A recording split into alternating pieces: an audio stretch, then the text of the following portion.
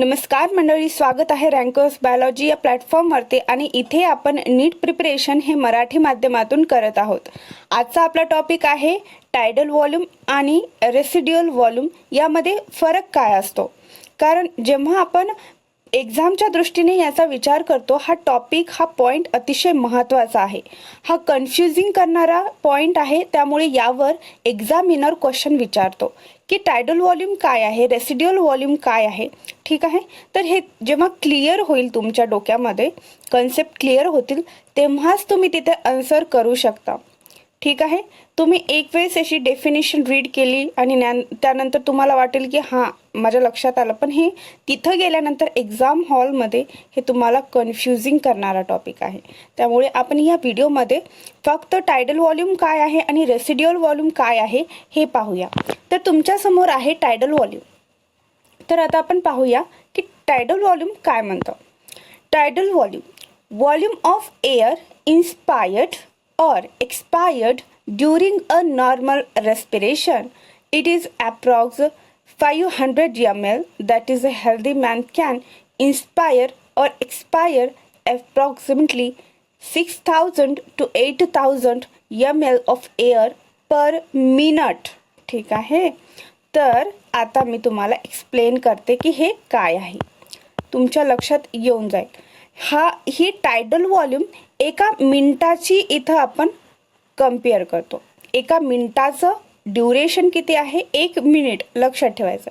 Duration किती आहे, 1 minute. आपल्याला माहिती आहे आपण श्वास आत घेतो म्हणजेच आपण इन्स्पायर्ड केला तो ऑक्सिजन, आपण श्वास बाहेर सोडतो म्हणजेच आपण एक्सपायर्ड केला CO2। ठीक आहे, क्लिअर करूया आपण इथे, एक्सपायर्ड केला CO2। तर एखादा नॉर्मल रेस्पिरेशन, एखादा हेल्दी मॅन ज्याचं नॉर्मल रेस्पिरेशन आहे ते एका मिनिटात किती होतं, तर 500 ml म्हणजे 500 ml होतं। लक्षात ठेवायचं। तुम्हाला विचारतील हेल्दी मॅन जो आहे तो पर मिनिटमध्ये त्याचं टायडल व्हॉल्यूम किती असेल, तर 500 ml असेल। किती असेल, 500 ml। हा इथे एक MCQ बनणार आहे।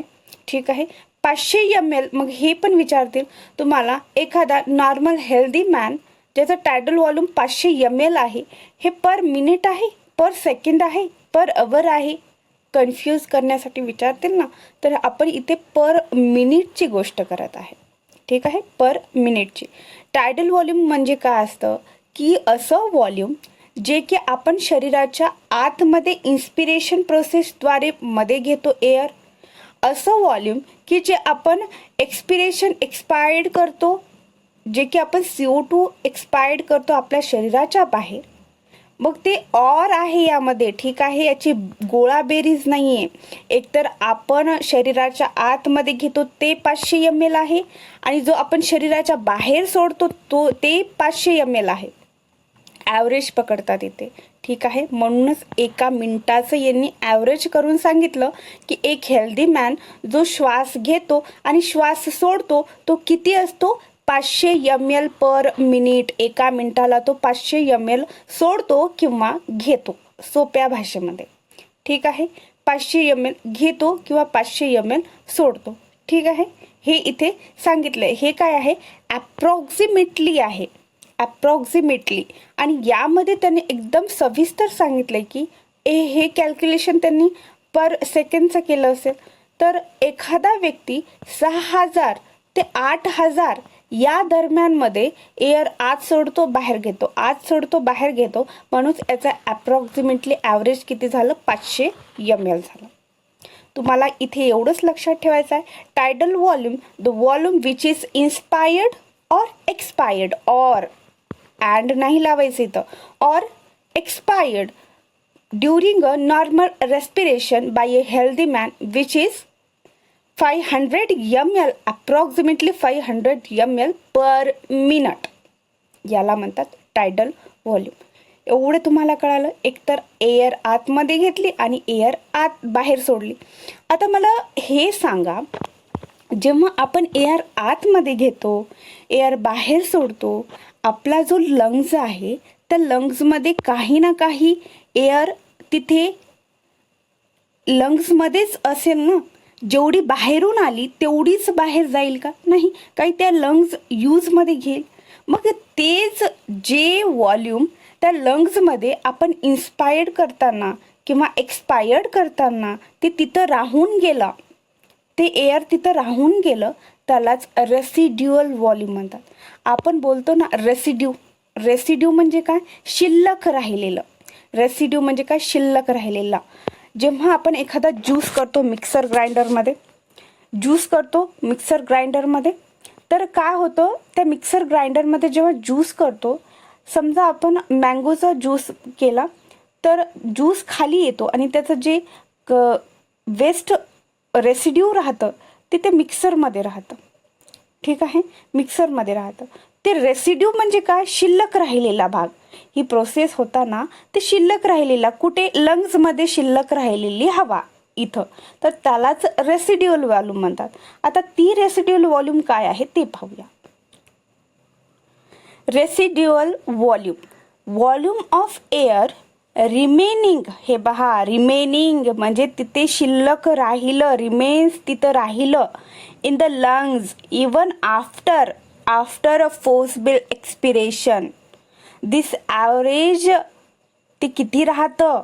जेव्हा आपला श्वास आपण आत घेतो म्हणजेच इन्स्पिरेशन करतो, आणि जेव्हा आपला श्वास आपण बाहेर सोडतो एक्सपिरेशन करतो, आणि यातून टायडल व्हॉल्यूम निर्माण होतं. पण या रेसिड्युअल व्हॉल्यूममध्ये एक्सपिरेशन इन्व्हॉल्व होतं की इन्स्पिरेशन होतं की दोन्ही होतं? तर यामध्ये फक्त आपण काय धरायचं की एक्सपिरेशन धरायचं. का? कारण एक्सपिरेशन म्हणजे जेव्हा आपल्या बॉडीमधला CO2 आपण बाहेर फेकतो, तेव्हा आपल्या बॉडीमध्ये किती एअर अजून तिथे तसंच शिल्लक आहे, त्याला रेसिड्युअल व्हॉल्यूम म्हणायचं. ठीक आहे, ते किती राहतं? मग 1100 ml to 1200 ml राहतं. आपल्या शरीरामध्ये 1100 ml to 1200 ml राहतं, आणि हे जास्तच राहायला पाहिजे. हे जास्त का राहतं? कारण आपल्याला शरीरामध्ये आपल्याला ऑक्सिजनची गरज असते ना, बाहेर कमीच फेकायला हवं ना आपण. म्हणजे टायडल व्हॉल्यूमपेक्षा हे नेहमी जास्त राहतं, एवढं तुम्ही लक्षात ठेवा.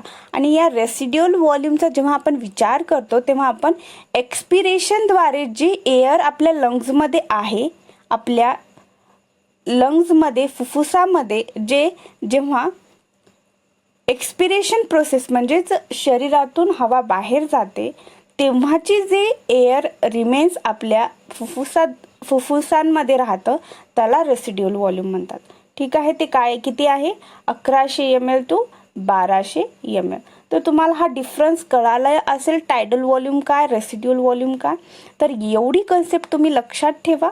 अजून हे इन्स्पिरेटरी कॅपॅसिटी, एक्सपिरेटरी कॅपॅसिटी आहे, पण इथे तुम्हाला कन्फ्यूज होईल म्हणून आपण हा टॉपिक इथे घेऊ नये. यामध्ये अजून काही प्रॉब्लेम असेल तर कमेंट सेक्शनमध्ये नक्की विचारा. तुम्हाला अजून कोणते टॉपिक हवे असतील तर ते सुद्धा तुम्ही ड्रॉप करा कमेंट सेक्शनमध्ये. लाईक करा, शेअर करा, सबस्क्राईब करा, नोटिफिकेशन बेल ऐका